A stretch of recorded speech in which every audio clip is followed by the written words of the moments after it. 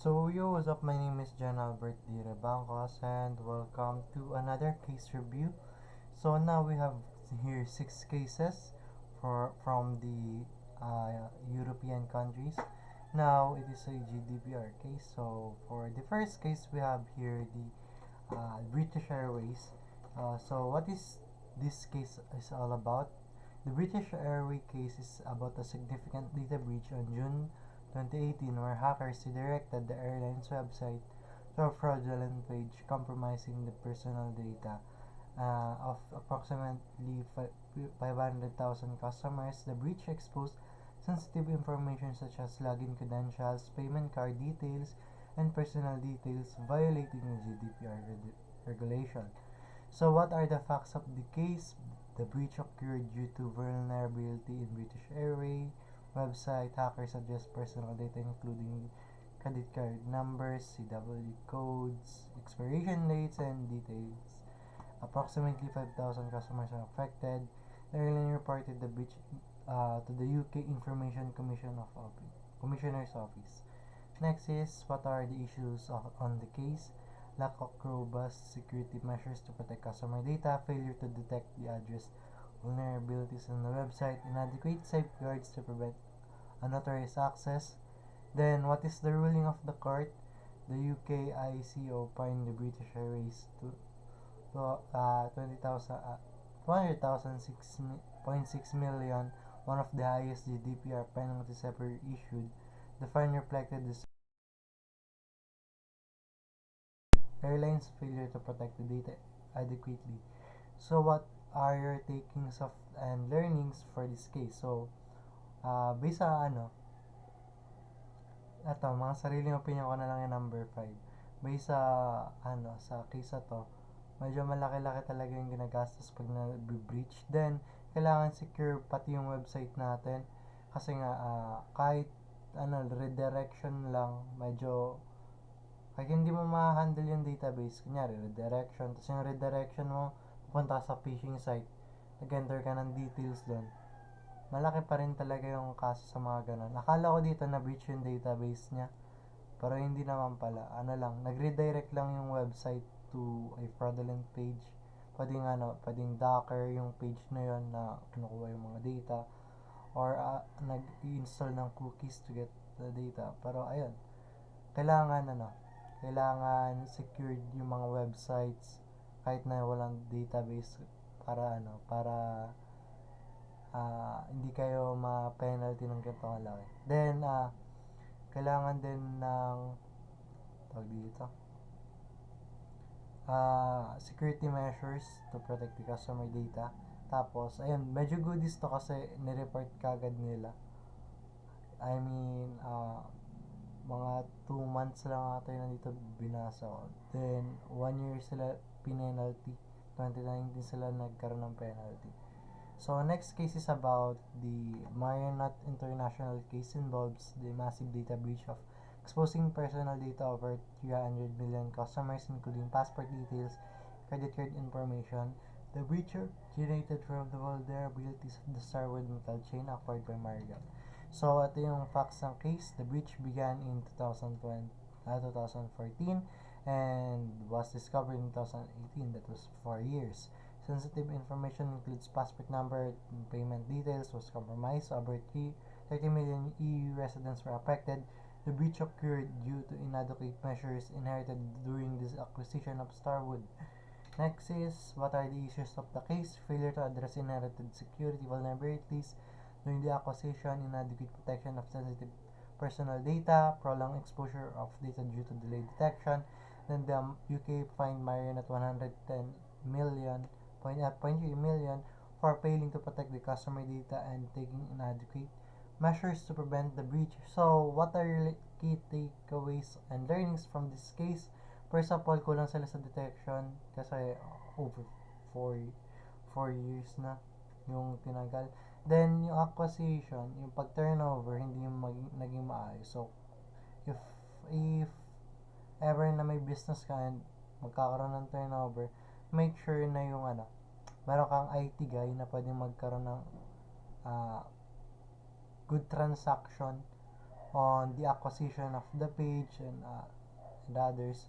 Kasi ito, tingnan nyo yung nangyari. Wala silang, kasi acquisition yun nakalagay. Ayun o, nung nag-acquire na ng Marriott. So, yung Marriott siguro, na nakuha yung mga, yung website ng Starwood, let's say na may database, hindi maayos yung turnover. So, ayun, pwede siya madali mapasok. Then, hindi nila detected. So, ibig sabihin, kulang sila sa personnel na may tawag ito, cyber security capabilities at ayun, kaya nagkaroon na ata ng breach. Or mas lumala yung breach kasi kung meron, mabilis na mag-detect it. So, next case is all about the Google was find the lack of transparency and inadequate present mechanism regarding the processing of personal data for targeted advertising. This case highlights non-compliance with the GDPR principles of transparency and informed consent. So, what are the facts of the case? Google privacy policy was criticized overly complex and ambiguous. Users were unable to easily access information on how their data was processed. Google failed to provide a clear opt-in mechanism for personalized advertising. No valid consent was obtained from user for data processing. Then, what are the issues of the case? Violation of GDPR transparency requirements, failure to obtain clear information consent for data privacy, data processing, then ambiguity in privacy policy. Google was fined 50 million by the French Data Protection Authority for failing to comply with the GDPR requirements for transparency, user control, and consent. So, what are my key takes away from this case? This case was actually one of the most shocking kasi Google, di ba? Big company. Then yung case na to is all about the privacy policy. So, sa mga tao ngayon, or rather, mostly of the people nowadays, don't read even privacy policy. Pero malaki pala yung nun, malaki pala yung hatak nun sa mga ganito kung hindi sapat or hindi mo nasusunod yung mga standards ng ibang bansa or rather ng the hindi lang ibang bansa organizations ng ibang bansa like the French Data Protection and the GDPR also. So, ayun, hindi niya nasunod, magbabayad sila. Then, di lang yan. Medyo nakakatakot rin kasi, nagigets ko yung GDPR. If you are targeted on, dito, personalized advertising, for example. Actually, in the terms of conditions ng Facebook, Meta, ng Google, ng Shopee, ng Lazada, and other shops selling like TikTok.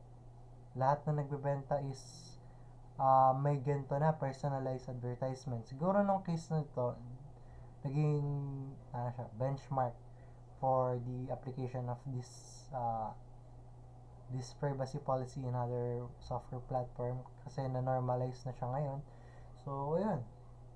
So, next case is all about Australian Post was finalized for illegally collecting and selling customer data, including data about political affiliation without proper consent, violating the GDPR. So, ayan, binenta yung consumer data, pati political affiliations. So, what are the facts of the case? Australian Post was analyzed consumer data to determine political preference. Organizations sold this data to third parties for commercial purposes. No consent was obtained from individual for the collection and use of the data. So, ito yung based on what percentage ang buboto sa ganitong president, ganito, ganyan, sa ganitong parties. So, ito yun. Doon na nakuha. So, unauthorized collection of processing of sensitive data, failure to obtain explicit consent for data processing, selling data for purposes not disclosed to customer. Then the Australian data, what are the rulings of the court? Australian Data Protection Authority fined the Australian Post 18.5 million euros for violating the GDPR principle regarding the consent of processing of sensitive personal data. So, what are your takeaways learnings from this case? Actually, mali talaga yung GDPR post because first of all, wala silang consent form. Consent form is a must when you're doing surveys and such. Dun pa lang mali na sila. Then, nagbenta sila ng case which more like, nagbenta sila ng mga data which most likely uh, did more damage than others. Then, sinadya yung pagbenta dito eh. So, ayun. Mas pili ko dapat, malaki yung 18.5 million over others. Because if you translate that to euro ngayon, ay hindi, mga nasa 30 million lang pala. So, ayun. Pag gagawa kayo ng survey like dito, sinong presidente nyo or sinong politicians nyo, make sure na may may consent form. So, next case is about what is this case all about. DH Woman SE, a German real estate company, was fined for retaining sensitive customer data for longer than necessary without legitimate justification, violating the GDPR data minimization principle. So, may data minimization na. So, the company stored personal data such as salary, health information beyond its retention period. Though valuation was provided for keeping the data, the breach was identified during the audit. The breach occurred due to inadequate security measures enacted during acquisition. So, ayun, accusation na naman dito. So, may transferring of data siguro from the main data to the auditors or auditing data, data team. So, what are the issues on the case? Retention of personal data longer than necessary, lack of data retention policies and justification, non-compliance to the GDPR data minimization and purpose limitation principle. DH woman was fined 14.5 million for German authorities for violating the GDPR law, data storage and retention. So, based sa nabasa ko, so DH woman is tawag dito, DH woman is a Wonen pala, the woman. DH Wonen is a property company. Then mayroong tawag dito, mayroong retention policy yung ating